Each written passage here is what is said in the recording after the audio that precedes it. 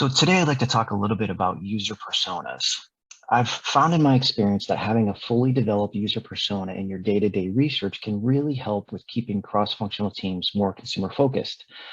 So what exactly is a user persona? Well, they come in many different styles, but essentially it's a fictional character that you create based on actual data, and it represents a consumer target that uses your product or service. So in a way, it brings your different user groups to life as if they were a person so that you can relate better to their attitudes, beliefs, and behaviors. So you're probably thinking, okay, I'm intrigued, but how do I go about doing this? Well, I'm glad you asked. You'll want to start with some form of quant research. This could be a segmentation or other form of quant, and use that to parse out your consumers into different groups based on their demographics, behaviors, and attitudes. Once you have the segments identified, next you need a deep dive into these segments, usually using some form of qualitative research. You can do this in any number of ways. You can do focus groups, IDIs, or even asynchronous video feedback to really see them in their natural environments. I really like that methodology because you tend to get very authentic responses since they're typically at home in a comfortable place where they tend to be more open and honest with their answers. So when you have your qual finished up, you'll want to start drafting the personas.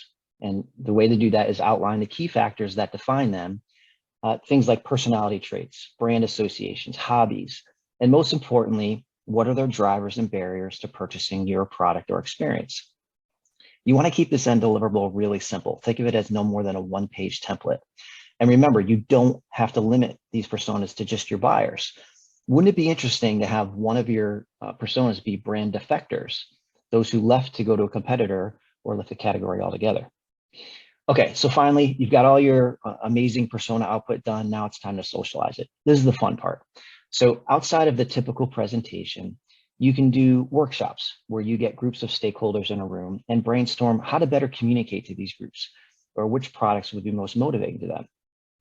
You can create something like a baseball trading cards for each persona, where each one has the segment stats that you hand out to the teams that you're supporting for easy reference.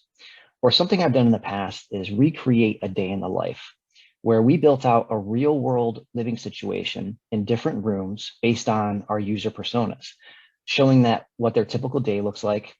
So it contained things like a planner showing their daily activities, the books they read, the music they listen to, and the brands they buy.